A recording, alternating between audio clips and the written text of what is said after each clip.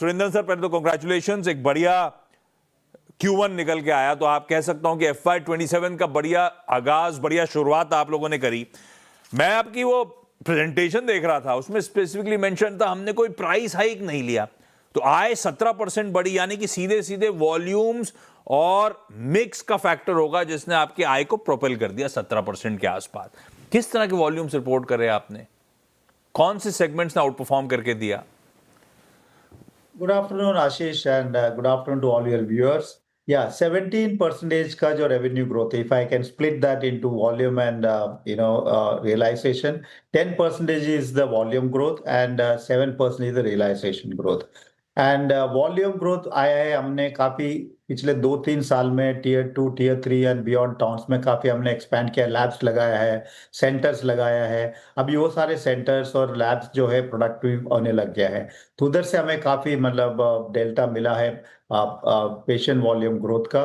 Plus बाकी जो है प्रीमियम स्पेशलिटी हेल्थ चेकअप्स और आपका जो ट्रू हेल्थ चेकअप्स का भी जो काफी वॉल्यूम्स अभी बढ़ रहा है, तो ओवरऑल जो है इसका वजह से 10% वॉल्यूम ग्रोथ आपको देखने मिल रहा है।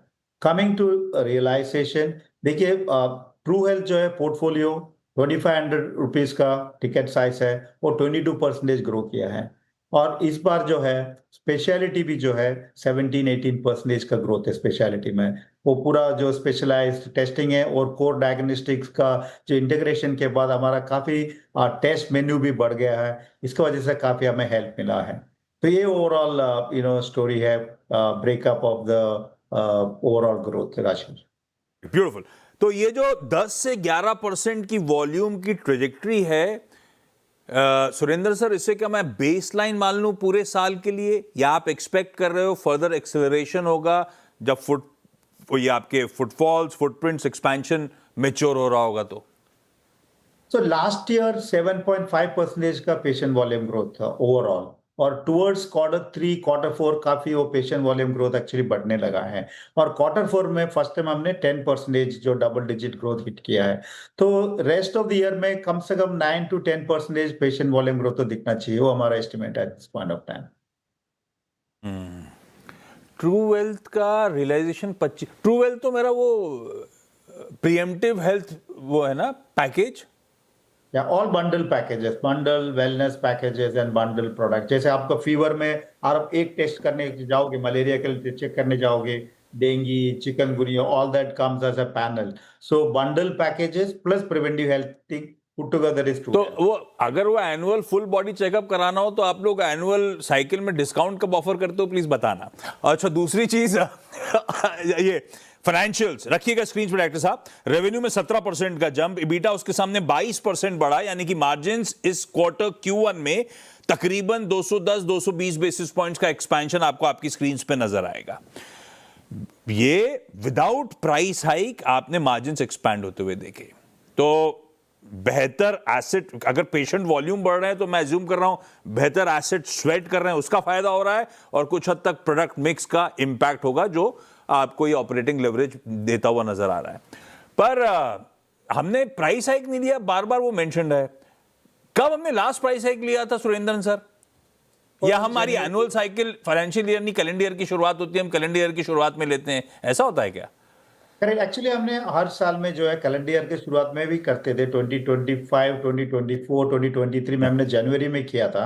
इस साल जो 2026 में हमने इसलिए प्राइस हाइक नहीं लिया था क्योंकि हमें जीएसटी का काफी थोड़ा बेनिफिट मिला था, तो हमने सोचा उसको we should pass it on to the customer, इसलिए हमने इस साल प्राइस हाइक नहीं लिया। अभी लास्ट प्राइस हाइक अभी देखिए 18 मंथ्स हो गया है।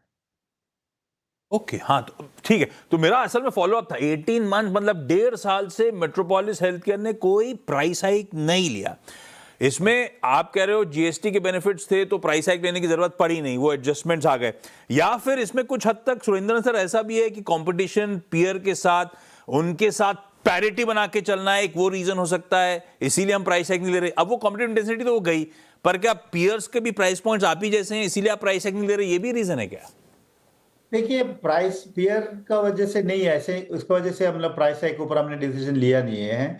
फियर और कंपटीशन प्रेशर, कंपटीशन तो हमेशा रहा है। तो हमारा जो प्राइस हाइक का जो भी प्लान है, स्ट्रैटेजी अपना खुद का है और अप्रोप्रिएट टाइम में हम लोग नॉर्मली करता है। और जितना भी इन्फ्लेशन का जो है वो कस्टमर को पास ऑन करते हैं। That's what normally the strategy. इस साल जैसे मैंने आपको बताया जीएसटी का वजह से मटेरियल कॉस्ट कंजम्पशन में थोड़ा सा रिडक्शन मिला था, तो हमने कंज्यूमर को पास ऑन किया। अब देखिए when it come to the next price hike cycle we will process all these inputs and may take a call.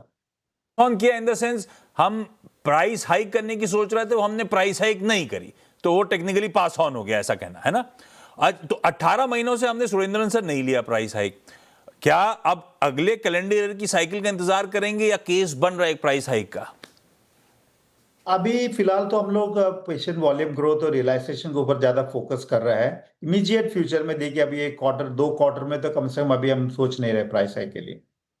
Margin 210 basis point expand होके Q1 में आ गए 25.2% पे।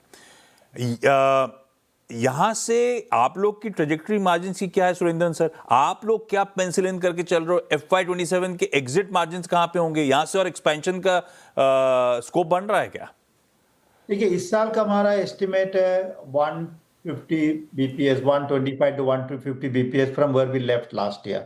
लास्ट ईयर में हमने 24.4 पे हमने क्लोज किया था पूरे ईयर का।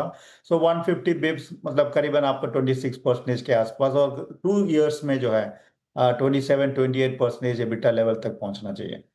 अच्छा, तो 150 बेसिस पॉइंट्स ओवर FY26, तो हमने Q1 में तो बहुत अच्छा डिलीवर कर दिया था, अब मोटा मोटी इसी ट्रेजेक्टरी को हम लार्जली मेंटेन कर रहे होंगे, ऐसा मान लूं मैं?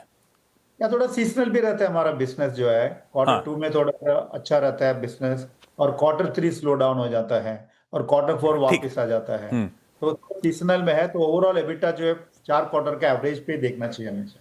ठीक है। अच्छा, आपने स्टार्टिंग में टीयर की बात करी थी ज्योग्राफीज में, आपका टीयर 3 मार्केट इंप्रेसिव है, 25% साल दर साल का उछाल, वास्टली आउटस्ट्रिप कर रहा है टीयर 1 जो कि 11% था, टीयर 2 जो कि 14% था।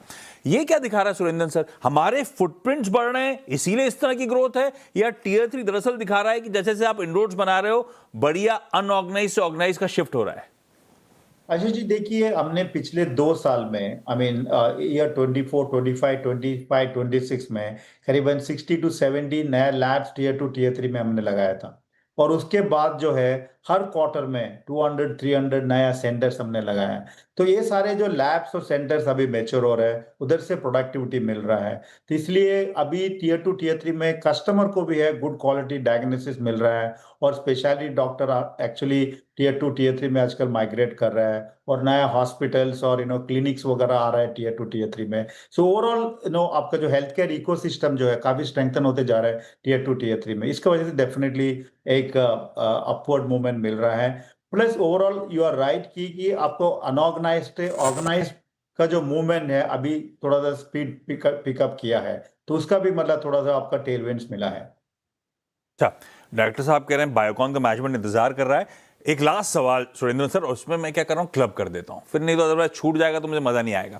हम लोग हमेशा चर्चा करते हैं आपका डोमिनेंट मार्केट शेयर हमेशा से वेस्ट इंडिया और साउथ इंडिया में रहा, हम इनरोड्स बना रहे थे नॉर्थ इंडिया में, हम वो अपने एग्रेसिव नेटवर्क एडिशंस कर रहे थे, एमएनए इंटीग्रेट कर रहे थे, क्या प्रोग्रेस है वहां पे? और दूसरा ले दे के हमारी है तो स्ट्रॉन्ग लो लेवरेज बैलेंस शीट, बढ़िया कैश फ्लो सुरेंद्र सर आप लोग जनरेट कर रहे हो हर क्वार्टर, क्या एक्टिवली अभी भी एमएनए परस्यू कर रहे हो आप लोग? ऑलराइट, नॉर्थ में देखिए 2 साल पहले हमारा 5% रेवेन्यू कंट्रीब्यूशन था नॉर्थ से, इसलिए हमने नॉर्थ में फोकस किया था एक्विजिशन को लेके। हमने को डायग्नोस्टिक एक्वायर किया था, आगरा में एक एक्विजिशन किया, देहरादून में एक एक्विजिशन किया, फिर हमने ऑर्गेनिकली भी अबाउट 8 to 10 नया लैब्स लगाया, हमने सेंटर्स लगाए उधर। तो अभी देखिए नॉर्थ का कंट्रीब्यूशन जो है लास्ट क्वार्टर में 18% है, तो 5% से 18% इन अबाउट 2.5 years।